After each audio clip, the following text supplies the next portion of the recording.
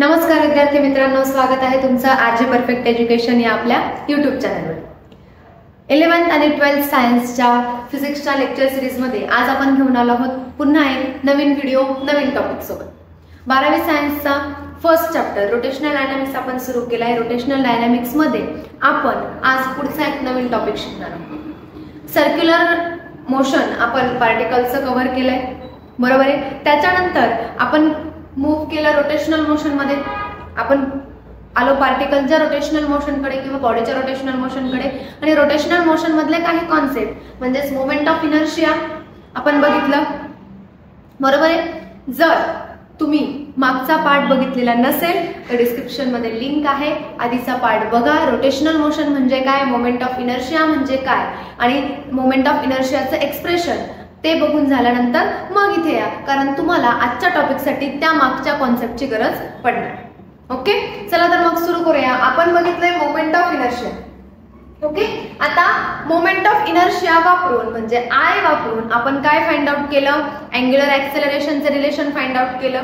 Okay, so आज आपण बघणार आहोत angular momentum. Angular momentum of rotating body. Rotating बॉडीचं आपल्याला बघायचं आहे अँग्युलर मोमेंटम, बरोबर आहे. लिनियर मोमेंटम आपल्याला माहिती आहे, बरोबर. आता आपण कन्सिडर करतो रोटेटिंग बॉडी. रोटेटिंग बॉडी म्हणजे एक मी रिजिड बॉडी कन्सिडर केली आणि या रिजिड बॉडीमध्ये हा आहे तुमचा ऍक्सिस ऑफ रोटेशन, बरोबर आहे. It rotate with the angular speed omega. It rotates with the angular speed omega, बरोबर आहे. आता मी काय कन्सिडर केले, नंबर ऑफ पार्टिकल्स कन्सिडर केले, m1 m2 m3, बरोबर आहे. Particle of mass m1 particle of mass m2 particle of mass m3 particle of mass m4 up to particle of mass mn. Axis of rotation पासून आपण पार्टिकलचं distance अजून केलं होतं. First पार्टिकलचं distance r1, second particle r2, third particle r3, fourth particle r4 up to nth particle r, बरोबर आहे. या सगळ्या गोष्टी आपण मागच्या लेक्चर मध्ये बघितल्या. ओके, मग आता यांचा सगळ्यांचा वापर करून आपल्याला शिकायचंय अँग्युलर मोमेंटम. आता अँग्युलर मोमेंटम म्हणजे काय, लिनियर मोमेंटम आपण बघितलं. जर पार्टिकल लिनियर मोशन मध्ये असेल तर आपण त्याचं लिनियर मोमेंटम फाइंड आउट करतो, बरोबर आहे. Linear momentum is p. Linear momentum is p. Linear मोमेंटमचा फॉर्म्युला काय आहे, p is equals to r cross f, force into perpendicular distance, बरोबर आहे. Angular momentum, what is angular momentum, l is equals to r cross p. Linear momentum into perpendicular distance. Okay, हे मी आलं. This is the cross product. Dot product मध्ये जर आपल्याला लिहायचं असेल अँग्युलर मोमेंटम तर आपण असं लिहितो rp. डॉट प्रोडक्ट मध्ये जर आपल्याला लिहायचं असेल rp sin थिटा, बरोबर आहे. पण rp sin थिटा मध्ये sin थिटा अँगल जो असतो हा ऍक्सिस ऑफ रोटेशनचा अँगल असतो. ऍक्सिस ऑफ रोटेशन ऑलवेज आपल्या बॉडीला कसा असतो, परपेंडिक्युलर असतो. परपेंडिक्युलर असल्यामुळे तिथला अँगल काय येतो, 90 डिग्री, sin 91. म्हणून आपल्याला आपण अँग्युलर मोमेंटम लिहितो rp. क्रॉस प्रोडक्ट मध्ये r क्रॉस p, बरोबर आहे. मग आता मी काय कन्सिडर केलंय, रिजिड बॉडी कन्सिडर केली आहे आणि रिजिड बॉडी कन्सिडर केल्यानंतर त्या रिजिड बॉडी मध्ये नंबर ऑफ पार्टिकल्स आहे, मास डिस्ट्रीब्युशन आहे, पार्टिकल डिस्ट्रीब्युटेड आहे. आता त्या पार्टिकलला मला कन्सिडर करावं लागेल. मग आता मी काय कन्सिडर केलं, consider a rigid rotating body. कशी बॉडी आहे, कन्सिडर रिजिड रोटेटिंग बॉडी, बरोबर आहे. त्याच्यामध्ये particle of mass m1 situated at a distance is at distance, कोणता distance, r1 from axis of rotation, from axis of rotation. Particle of mass m1 किती distance वर आहे r1 from axis of rotation. Similarly particle of mass m2 is situated at a distance r2 from axis of rotation. बरोबर आहे. म्हणजे similarly हे points तुम्ही काय करणार आहे, कंटिन्यू करणार आहे. बरोबर आहे. फॉर पार्टिकल मास काय असेल तुमचं m1 situated at a distance r2, mass m2 situated at a distance r2. Similar तुम्ही डिस्क्रिप्शन या सगळ्या पार्टिकल्सचं लिहिणार आहात. बरोबर आहे. आता मला कन्सिडर करायचंय अँग्युलर मोमेंटम. अँग्युलर मोमेंटम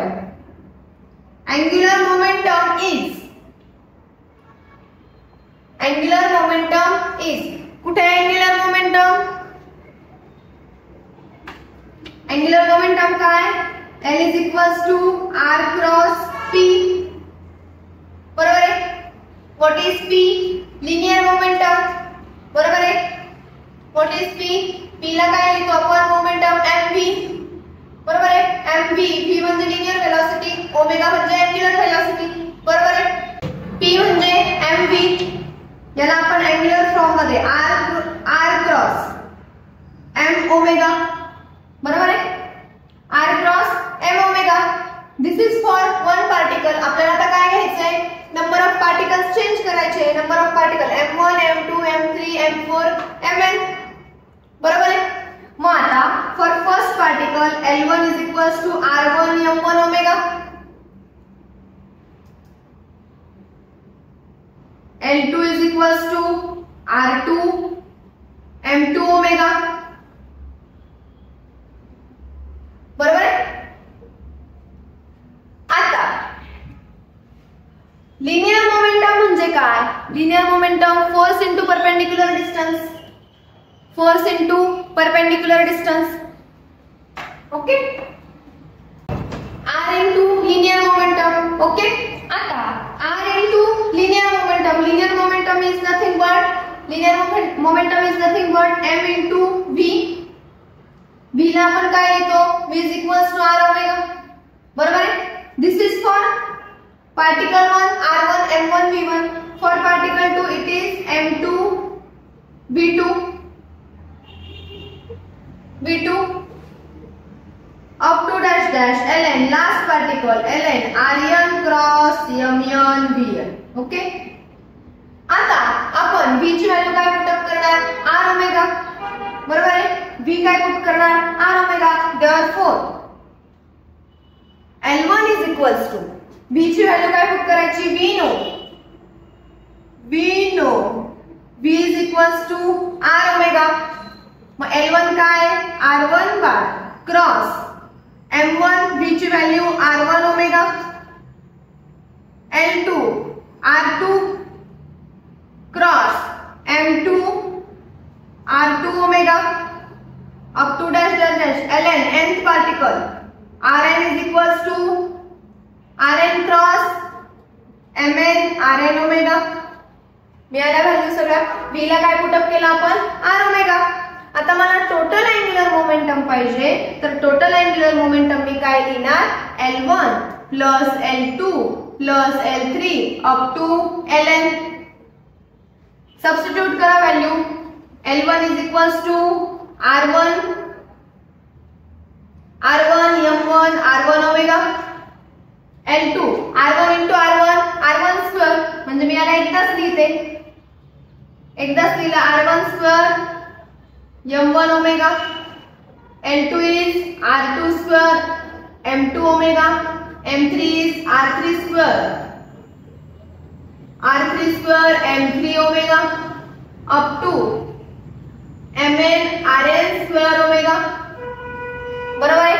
आता ओमेगा कॉमन लिहा. Omega is common. In bracket मला काय मिळालं, m1 r1 square plus m2 r2 square plus m3 r3 square plus dash dash dash mn rn square. बरोबर आहे. What is this, this is nothing but moment of inertia. याला मी कसं लिहू शकते, omega in bracket summation of I ranging from 1 to n mi ri square. What is summation of mi ri? It is moment of inertia. Therefore Therefore, total angular momentum of rotating body is equals to काय मिळालं तुम्हाला I omega. काय मिळालं I omega. It is nothing but the total angular momentum of rotating body. Okay. काय अजून केलं? एक rotating body अजून केली. ज्या रोटेटिंग बॉडी मध्ये मास डिस्ट्रीब्युशन आहे particle m1 m2 m3 up to mn. आपल्याला लिनियर मोमेंटम माहिती आहे. Linear momentum is nothing but force into perpendicular distance r cross f. angular momentum is nothing but linear momentum into perpendicular distance r cross p. Linear momentum आपण कसं लिहितो m into v. आपण प्रत्येक particle साठी ते लिहून घेतलं. v ला आपण सबस्टिट्यूट केला r ओमेगा. प्रत्येक ठिकाणी r ओमेगा व्हॅल्यू सबस्टिट्यूट केली इन प्लेस ऑफ v. त्याच्यानंतर आपल्याला मिळालं expression omega in bracket m1 r1 square plus m2 r2 square plus m3 r3 square plus up to mn rn square. This is nothing but the moment of inertia. So we put it as I. So therefore our angular momentum L is equals to I omega. This is nothing but angular momentum. It is the expression for angular momentum. Okay. याच्यानंतर next topic आपला येतो conservation of angular momentum. आता rotating body आहे. जसं जे body linear motion मध्ये असते तिला लिनियर मोमेंटम असतं तसं रोटेटिंग बॉडीला काय असेल अँग्युलर मोमेंटम. बरोबर आहे. मग आता जसं लिनियर मोमेंटम कन्झर्व असतं तसं अँग्युलर मोमेंटम सुद्धा काय असतं कन्झर्व. कन्झर्व म्हणजे काय ती गोष्ट through out the body through out the system किंवा थ्रू आउट द प्रोसेस काय असणार आहे कॉन्स्टंट असणार आहे. आणि हेच आपल्याला प्रूव्ह करायचंय की लिनियर मोमेंटम जसं कन्झर्व असतं तसं अँग्युलर मोमेंटम सुद्धा काय असणार आहे तुमचं conserve. Okay. So let's move to the conservation of angular momentum.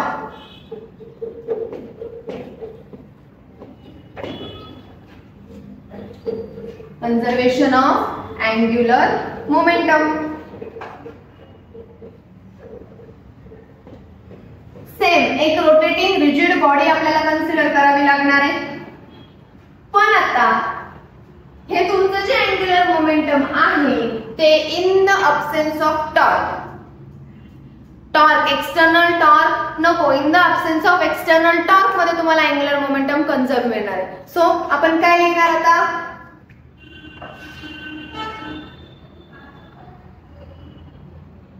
conservation of angular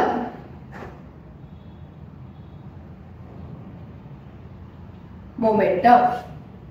Okay.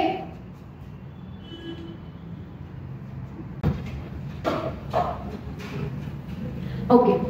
Conservation of angular momentum. आता कन्झर्वेशन ऑफ अँग्युलर मोमेंटम साठी आपल्याला एक्सटर्नल टॉर्क 0 कन्सिडर करायचं. एक्सटर्नल टॉर्क 0 म्हणजे in the absence of external torque. Angular momentum हे फक्त टॉर्कच्या absence मध्येच conserve असतं. In the absence of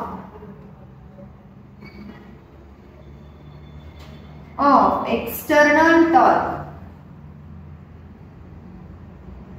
in the absence of external torque total angular momentum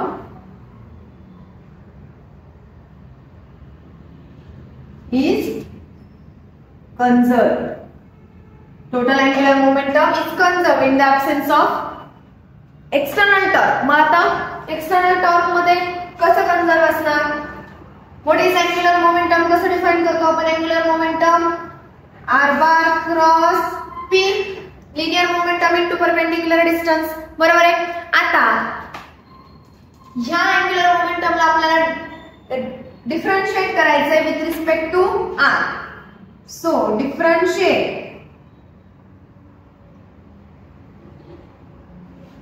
with respect to r. आता differentiate करताना इथे क्रॉस प्रोडक्ट आहे म्हणजे तुम्ही काय लिहिणार dl bye dt.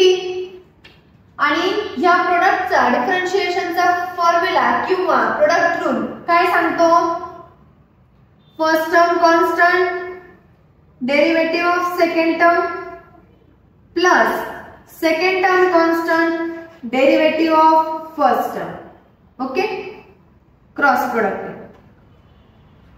Okay, this is differentiation.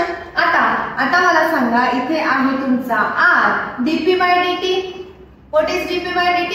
Newton second law of motion. Newton second law of motion. What is dp by dt? It is force R bar cross F.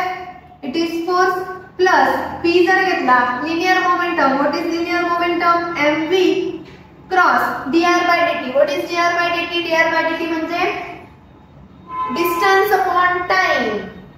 Derivative of distance upon time. Rate of change of distance per unit time. What is rate of change of distance with respect to time is velocity. Okay, velocity म्हणजे तुम्हाला काय मिळालं? R bar cross F bar plus M in bracket V cross V. Cross product मध्ये cross product with itself काय असतो? 0 असतो. Therefore this term will be 0. He term काय होणार आपली? 0. R bar cross F, force into perpendicular distance. What is force into perpendicular distance? It is nothing but torque. dl by dt. मग जर dl by dt आपल्याला मिळाला torque, पण आपण statement काय लिहिलंय? In the absence of external torque. External torque आपल्याला पाहिजे का? नाही. The external torque is absent. External torque absent असेल, देअरफॉर टॉर्क इज 0. मग टॉर्क 0 असेल तर तुमचं dl by dt सुद्धा काय असेल? 0. म्हणजे पुट करा value dl by dt is equals to 0. ही कॉन्सेप्ट किंवा ही टर्म आपल्याला काय सांगते? जर एखाद्या टर्मचं डेरिव्हेटिव्ह 0 असेल तर ती टर्म काय असते? कॉन्स्टंट. काय असते? कॉन्स्टंट. कारण कॉन्स्टंटचं डेरिव्हेटिव्ह ऑलवेज काय असतं? 0. एखादा कॉन्स्टंट नंबर असेल, 5 असेल, 7 असेल, 15 असेल, 17 असेल, तर त्याचा डेरिव्हेटिव्ह काय लिहितो आपण? 0.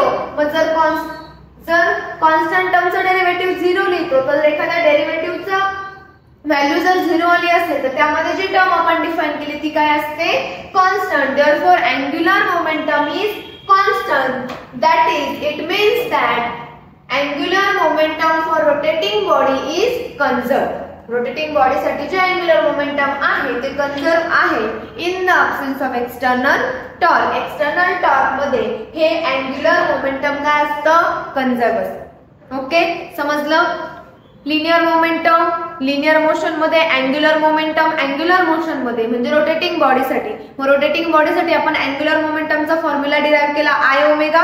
आणि through out the process external टॉर्कच्या ऍब्सेन्स मध्ये आपला अँग्युलर मोमेंटम काय असणार आहे? कन्झर्व असणार आहे, कॉन्स्टंट असणार आहे. Okay, let's move to the next topic. आपल्याला फाइंड आउट करायचंय moment of inertia for disc. Angular momentum find out केलं, याचं कन्झर्वेशन बघितलं. आता जे आपण मोमेंट ऑफ इनर्शियाचं एक्सप्रेशन डिराइव्ह केलं होतं, मोमेंट ऑफ इनर्शिया आपण जो फाइंड आउट केला, तो मोमेंट ऑफ इनर्शिया आता आपल्याला कशासाठी फाइंड आउट करायचं आहे? डिस्क साठी. आता डिस्क असते अशा शेपची, असते डिस्क. तुमची सीडी असते ना. Okay, moment of inertia of disc. Okay, disc साठी moment of inertia find out करायचे. आता डिस्क साठी एक फॉर्म्युला असतो. काय फॉर्म्युला असतो? Disc is defined by. डिस्कचा एक काय असते? डेन्सिटी असते किंवा सरफेस डेन्सिटी म्हणतो आपण त्याला. ती सरफेस डेन्सिटी आपण डिफाइन करतो sigma. Surface density mass upon area. आपले रेग्युलर डेन्सिटी काय असते? Rho is equals to mass upon volume. पण आता ही डिस्क कशी आहे? फ्लॅट आहे. तिला व्हॉल्यूमला स्पेस आहे का? नाही, व्हॉल्यूमला स्पेस नाही, तो कंटेनर नाही. मग आता व्हॉल्यूमला स्पेस नसेल तर त्याचा काय असतो? फक्त सरफेस एरिया. या सरफेसचा काय असेल? फक्त सरफेस एरिया. म्हणून आपण काय कन्सिडर केली? Surface density. काय कन्सिडर केली? Surface density. कोणासाठी? डिस्क साठी. ओके, मग आता for disc for disc sigma is surface density. Sigma काय? सरफेस डेन्सिटी आहे. मग सिग्मा जर सरफेस डेन्सिटी असेल तर surface density is always defined as sigma is equals to mass upon area. बरोबर आहे. Sigma mass upon area. मग sigma काय असेल तुमचा? Mass is capital M, area area of disc पाय आर स्क्वेअर. बरोबर आहे. हे झालं डिस्क साठी. आता मी डिस्कचा काय कन्सिडर करते? एक स्मॉल एलिमेंट कन्सिडर करते. एक काय एलिमेंट कन्सिडर करते? Small element. स्मॉल एलिमेंट म्हणजे काय? सपोज ही डिस्कच्या आउटर सरफेस आहे आणि याचा मी काय कन्सिडर केला आहे? Small area. काय कन्सिडर केला? Small area. स्मॉल एरियासाठी मास काय असणार आहे? dm. आणि एरिया काय असणार आहे? एरिया काय असणार आहे? Sigma for small area dm upon small area. Small area म्हणजे आता तुमचं सर्कल झालं तर काय असणार area? 2 pi r into dr. Okay.